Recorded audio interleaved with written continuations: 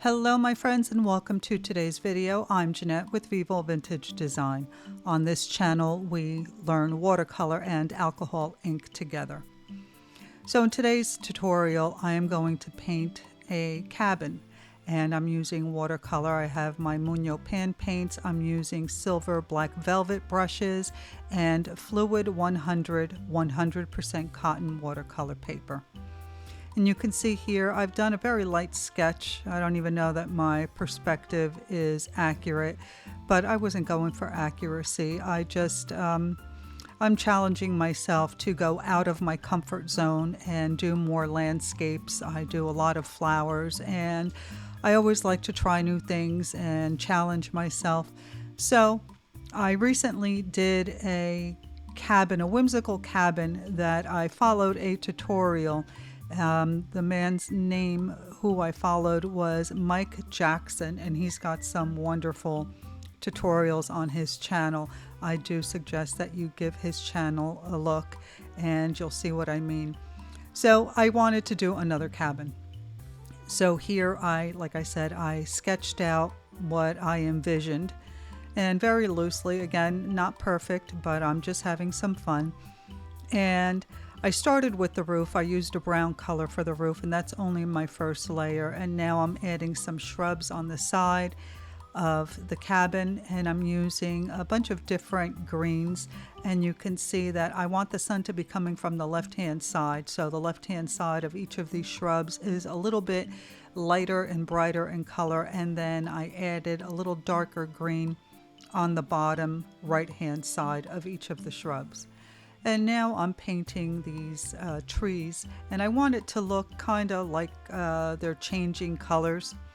So I started out with a yellow, and I'm just using the tip of the brush and making these marks. You can see it, nothing looks like leaves or anything. I'm trying to be loose about this. So once I got the yellow down, I added a little bit of orange on the right hand side, and now I'm adding I also added a little bit of green. And now on the right side, I'm using this wonderful brush, and I'll be sure to link all the products in the description box. This brush has this big fat belly and then these very long bristles. It's almost like a liner brush, so you can create these really fine lines, and it holds a lot of water. This is a really great brush. I'm glad I came across it. I think I got it from Rosemary & Co.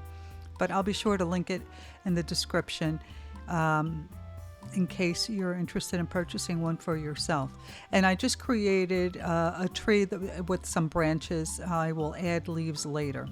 And now to create the foreground, I am using a dry brush technique. I'm adding paint to my brush. I'm dabbing it on my paper towel and using the side of the brush. Notice that it's almost laying flat.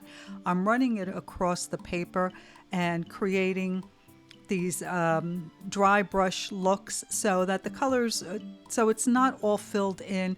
And then I went back with a little bit of a wetter mixture and kind of softened up some of that paint.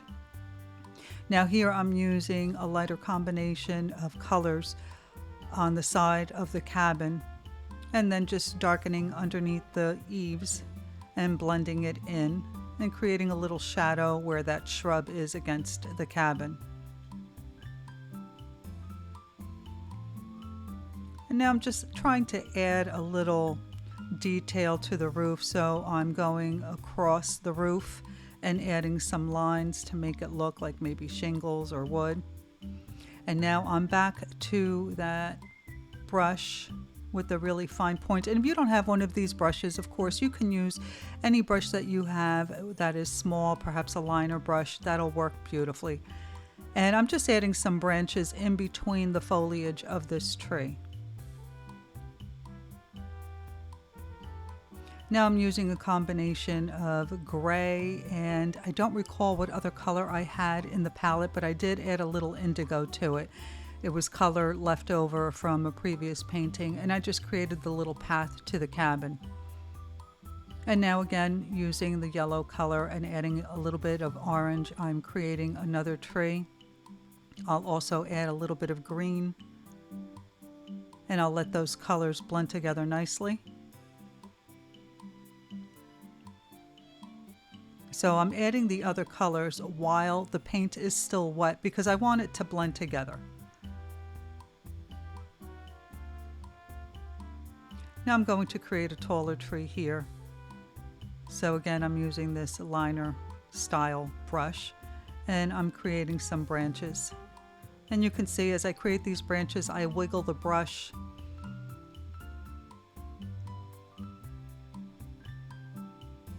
So the branches are broader towards the trunk and then they narrow towards the end. And I'm just adding a couple little branches here and there, thickening some up. And I'll add some foliage to this tree later on.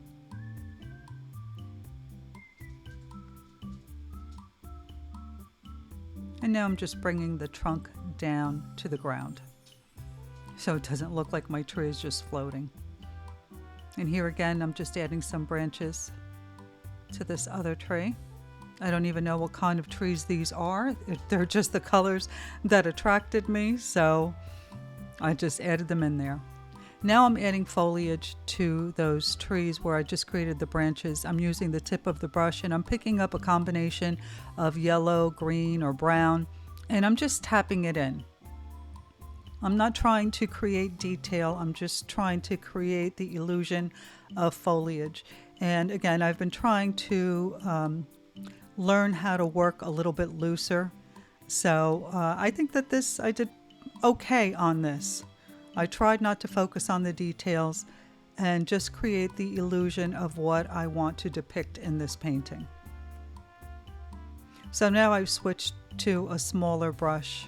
This is a silver black velvet, perhaps a size 2, and I've picked up a dark green and I'm adding some little grass here and there just so that my foreground doesn't look so flat.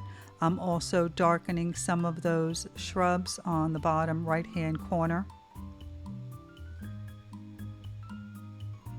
And just adding some foliage around the path. Now be sure to stick around till the end of the video because I'll post a picture of the finished painting.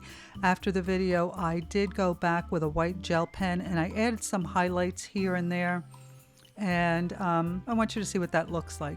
Now I'm using that gray color to paint in the windows, and now I'm using a diluted brown for the door. And now adding foliage in the same way on the right side, the right-hand tree. And you can see there's nothing, I'm just dabbing color on there and mixing the colors as I go along. Now I'm using the size 2 brush again to outline the windows and the door. And you can see my door isn't perfectly straight. Nothing about this is perfect. It's really just a practice, and this is how I learn. Because as I do this and I look back, I see the mistakes that I made, and next time I attempt this painting, I won't make those mistakes. So don't ever be afraid to pick up the brush and try something that you're uncomfortable with. It's just paper and paint. It's not the end of the world if it doesn't turn out perfect. I really believe that you learn by making mistakes. So please don't be afraid to pick up the brush and give something a try that you're uncomfortable with. When I first started with watercolor, I never took any classes or alcohol ink. There were no classes to take. I just picked it up and started playing with it. And I got better and better every single time that I attempted something, especially those things that made me extremely uncomfortable. I just got better and better with practice. Now here I've mixed a light blue and I'm adding it to create the sky. And you can see I'm not going too far into the branches of the tree to create the blue. I'm just adding it here and there and darkening it in certain areas. And now I'm just picking up whatever is left on my palette, just blending the colors together, and I'm adding a little bit more to the foreground because I made the sky touch the washi tape that I have on the sides, so I felt I needed to bring my foreground down to the washi tape as well. And here it looked a little empty, so I decided to add a little bit more foliage. And I decided to add a little fence here, and you can see nothing difficult, just a couple of crooked lines. and I have a fence. So check out the description box for links to the products used. You click on the link where it reads products used in this video. It'll take you to my Amazon store, and there you'll find all the products that I used, and you can research them or purchase them for yourself if you're interested. We also have a Facebook group, Vivo Vintage Design Tutorials, so that my subscribers have a place to post their versions of the paintings and techniques learned on this channel. I hope that you consider joining. Please don't forget to like, comment, and subscribe. Your interaction with my channel is really helpful, and I really do appreciate it. I hope that you've enjoyed this video and that you give it a try. Let me know if you have any questions, and I will always get back to you. Thank you so much for watching. I'll see you in the next one. Bye.